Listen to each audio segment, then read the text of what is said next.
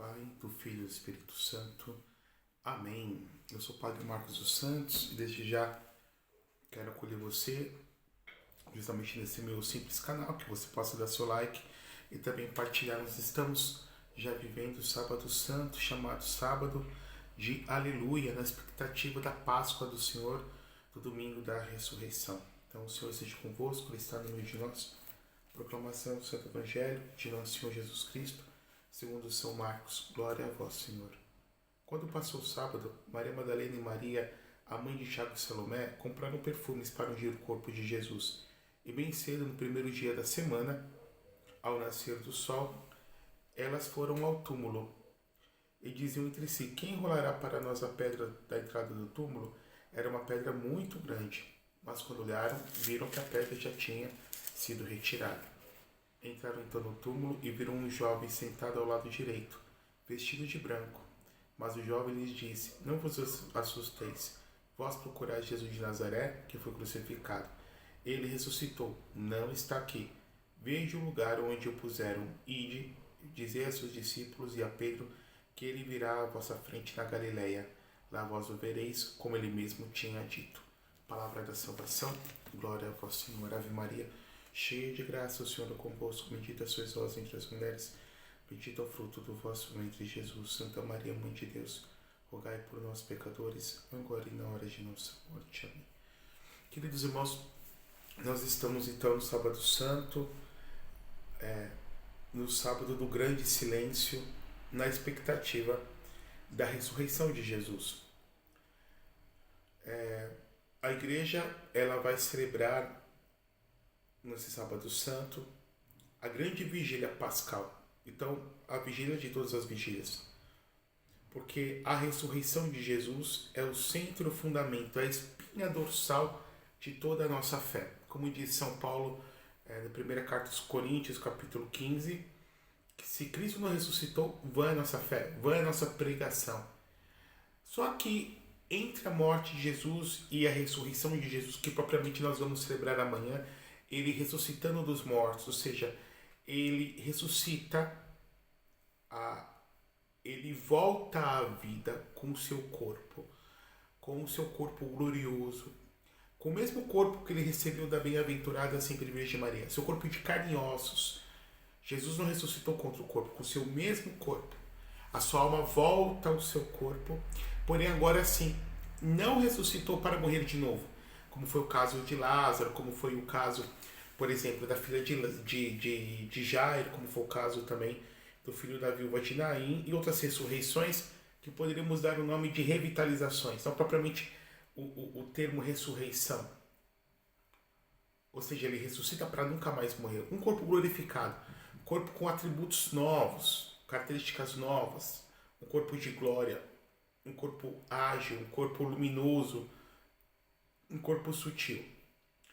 Mas eu queria comentar propriamente nesse grande silêncio, nesse momento em que a igreja, de uma certa forma, ela guarda um certo luto, ela guarda o luto da expectativa da morte do seu Senhor, ao mesmo tempo também da esperança da sua ressurreição.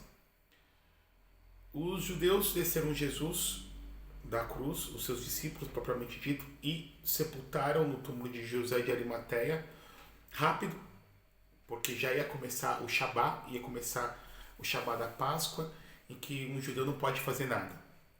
E sepultar alguém seria considerado um trabalho. Portanto, tinham pressas para fazer isso. E aqui nós podemos contemplar, nesse Jesus que foi sepultado, queridos irmãos e irmãs, o grande Shabá, o grande descanso de Deus. O sentido bíblico que Deus descansa no sétimo dia da sua criação, de tudo que ele fez. No sexto dia, Deus criou o homem. E nós podemos ver essa simbologia no sexto dia, na sexta-feira. Deus reme o homem, permitindo que Jesus morra, se ofereça no madeiro da cruz, numa sexta-feira, e descansa no sábado. E que coisa bonita que a igreja diz que ele padeceu, foi crucificado, foi morto. Aí depois a igreja diz, foi sepultado e desceu à mansão dos mortos e ressuscitou ao terceiro dia. Nesse interim, o que aconteceu? Então, como ensina a igreja, nosso Senhor Jesus Cristo é a segunda pessoa da Santíssima Trindade. Jesus, ele é verdadeiro Deus e é verdadeiro homem, tem a natureza humana, consubstancial a nós enquanto humanidade, podemos assim dizer, recebeu da bem-aventurada sempre Virgem Maria, verdadeiro homem, porém sem pecado, e Deus consubstancial ao Pai e ao Espírito Santo. Jesus, que é uma pessoa divina, com duas vontades, a humana é divina, com duas naturezas, a humana e a divina, unidas, misteriosamente, intrinsecamente, o que a igreja chama de união hipostática. Quando se dá a morte, e a morte de qualquer homem se separa o corpo e a alma, se separa a substância espiritual do corpo material, aconteceu com Jesus a mesma situação. Só que a alma de Jesus, ao invés de subir para o Pai, podemos assim dizer direto, a glória do Pai desce ao mais profundo dos infernos. E ele desce para resgatar a todos aqueles que haviam morrido antes dele. Ele desce para anunciar o Evangelho da Salvação, para anunciar que ele, o Messias, veio. Ele desce para libertar o nosso primeiro pai Adão, para libertar a nossa primeira mãe Eva. Ele desce à mansão dos mortos, esse termo significando como que a região de todos aqueles que haviam morrido antes dele. Desde Adão e Eva, desde Noé, desde os grandes patriarcas, seja os hebreus, seja os pagãos, que até levavam vida santa, mas devido ao pecado original não podiam entrar no céu, porque o homem foi expulso. Então, nessa região da mansão dos mortos, nesse Hades, como que tomando essa palavra grega, da região do mundo, do submundo, nosso Senhor, ele anunciou o Evangelho. E onde nunca houve luz, agora realmente habitou a luz, iluminou. Aquilo que os judeus, eles imaginavam como que essa vida, a vida pós-morte, como algo, como se fosse uma sombra, uma fumaça, uma subvida, algo efêmero. Nosso Senhor desce para anunciar a vida. Claro que aqueles que haviam rejeitado Jesus completamente, rejeitado a Deus, seja contra a lei de Deus, seja também contra a lei natural de Deus escrita no coração do homem, continuaram condenados, estão condenados. Mas aqueles que estavam salvos, mas que mesmo não sofrendo as penas eternas, não poderiam adentrar no céu e ver Deus face a face. Gozar da felicidade de ver Deus, a chamada visão beatífica, porque Deus não tem beleza, Deus é a própria beleza, Deus não tem amor, Deus é o próprio amor. E ele desceu à mansão dos mortos para anunciar, para resgatar todas aquelas almas santas, porém que devido ao pecado de Adão, devido ao pecado original que todos nós carregamos e herdamos, não podiam ainda adentrar no paraíso, não podiam ver Deus face a face, não podiam adentrar na Jerusalém Celeste.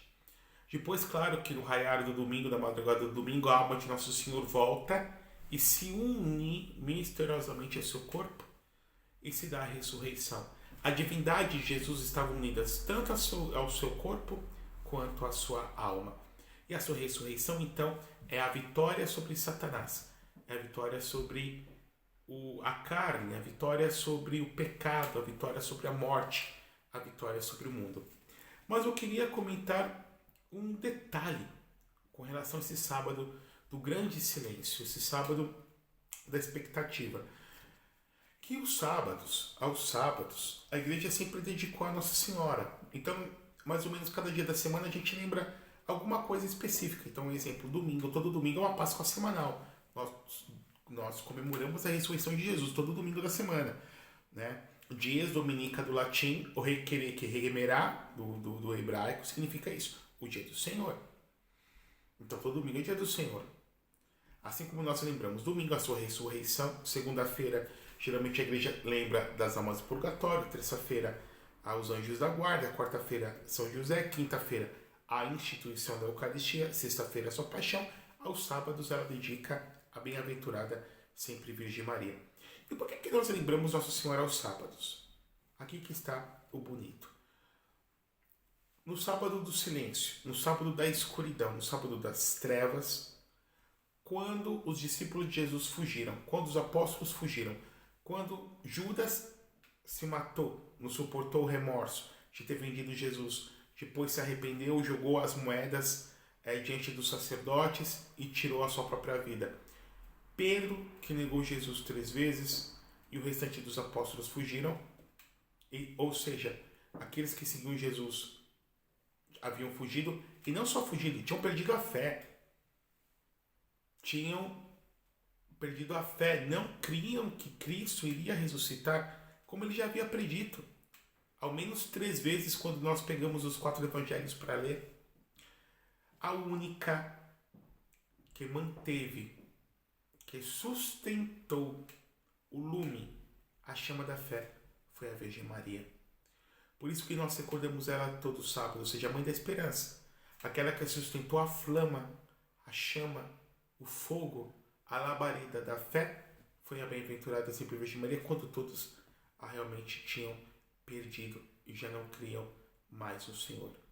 E no dia de hoje há algo muito bonito, uma simbologia, quando o padre ele abençoa uma vela chamada Sírio Pascal, que está escrito Alfa e Ômega, a primeira letra e a última letra do alfabeto grego, simbolizando que Cristo é o começo e o fim de tudo, e que está o ano corrente, porque Jesus é o Senhor da história e é o Senhor hoje do nosso momento atual, e o sacerdote ele vai colocando como que grãos de incensos em 5 pontos da vela, simbolizando as 5 chagas gloriosas de Jesus, que brilham de uma forma esplendorosa, mais do que o sol. E que essa chama, essa vela, o padre entra com a igreja toda em escuridão, cada qual com a sua vela, e ele vai dizendo, eis a luz de Cristo, todos cantam, a luz do mundo, depois tem o pregão pascal, e as pessoas vão acendendo as suas velas menores, na vela maior, no Sírio Pascal, e depois vão se comunicando, ou seja, aquele fogo inicial, ele vai se comunicando, ele vai se expandindo, ele vai se espalhando, até toda a igreja estar iluminada por isso. Assim é a nossa fé, assim é a fé, queridos irmãos. Fé que vem do próprio Deus, fé que é virtude teologal, fé que é, como diz Hebreus 11:1, né? É o fundamento da esperança, certeza daquilo que não se vê. E ao mesmo tempo também a fé do qual nós recebemos como depositários fiéis da igreja e do qual, se nós recebemos, temos a missão de também passar. Como essa vela maior, que aure o seu fogo, do fogo novo.